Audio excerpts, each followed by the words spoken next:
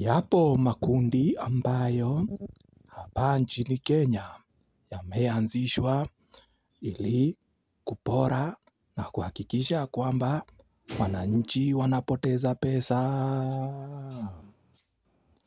Makundi haya hujificha na swala la betting, lakini ukifuatilia kwa makini, kusudi lao ni kuhakikisha kwamba Mkenya hafaidiki na faida inabaki kwao. Karibu tumulike jinsi unavyoweza kuhakikisha kwamba umebuni kikundi kikiwa na kusudi la kupora Wakenya. Unapotaka kuingia na kupora Wakenya, hili ni jambo rahisi kwa sababu utahitaji kusajili kampuni, na ukisha sajili kampuni useme kama ni ya kuwekeza, halafu uongee na walio madarakani vizuri. Ukisha fanya hivyo, utaweza kuwapora Wakenya vizuri na hakuna hatua ambayo itachukuliwa kwako, kwa kuwa mkono mtupu haurambwi. Inamaanisha lazima wewe utaingia kwa mfuko na kuweza kutoa hongo kwa wale ambao wanasajili kampuni na wale ambao wako juu ya huyo mtu ambaye amewapa idhini ya kuweza kusajili hiyo kampuni. Ndivyo inavyoendelea katika kutafuta kazi hapa ughaibuni, na wakati unapofanya hivyo unajipata pesa zako zimekunywa maji. Serikali haipo mstari wa mbele katika kuyatetea. Serikali haiko katika mstari wa mbele kuwatetea watu wanaonyanyaswa, kwa sababu wanasema ya kwamba ati wewe unatumia mihadarati na ndio maana unaweza kukosa kazi. Mwaka jana ndivyo ilivyokuwa. Watu walisajiliwa na mahojiano yakafanywa, lakini wananchi waliojitokeza waliishia kupoteza pesa zao. Isitoshe, ukweli ulifichuka jana wakati waziri wa wizara ya wafanyakazi alisema ya kwamba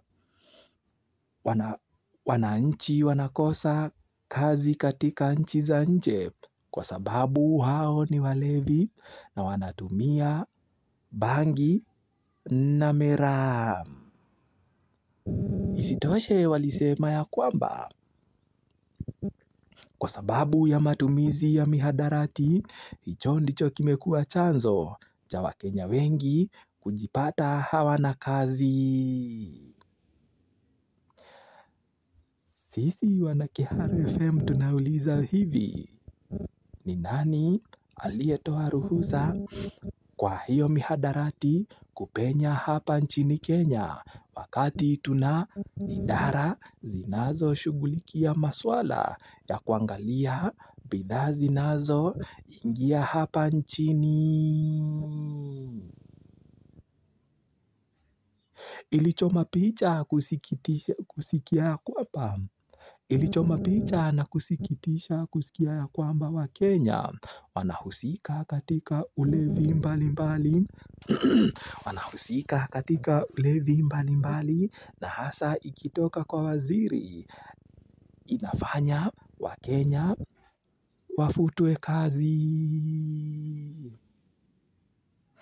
Pia ilichomea wale ambao wameajiriwa, kwa sababu wale wameajiriwa pia wataanza kupitia madhila na mateso, kwa sababu itasemekana walipimwa na ikabainika ya kwamba hata wao waliajiriwa wakiwa walevi. Ni vizuri tujichunge ili tusije tukahatarisha maisha ya wanaofanya kazi ikiwa ni wakenya katika nchi za nje. Kwa sababu taarifa kama hii ikiangukia masikio ya mtu ambaye ni mnyanyasaji, Mkenya lazima atapitia dhulma mbalimbali. Sakata nyingi hapa nchini lazima zitafutiwe kikomo. La sivyo tutaishi kupoteza mabilioni ya pesa, kwa sababu wengi watakuja na kufungua kampuni. Hasa ikiwa ukifungua kampuni na ufanikishe kupeleka mtu nchi za nje, unabaki na elfu zisizopungua 20. Leo ndio nataka niseme ya kwamba lazima Wakenya tuungane kama wimbo wa taifa unavyosema, na tukae na undugu, amani na uhuru, raha tupate na ustawi. Lazima kwetu sisi kupata ustawi na kunawiri, lazima tuishi kwa undugu, kwa sababu kuishi na undugu ama kwa sababu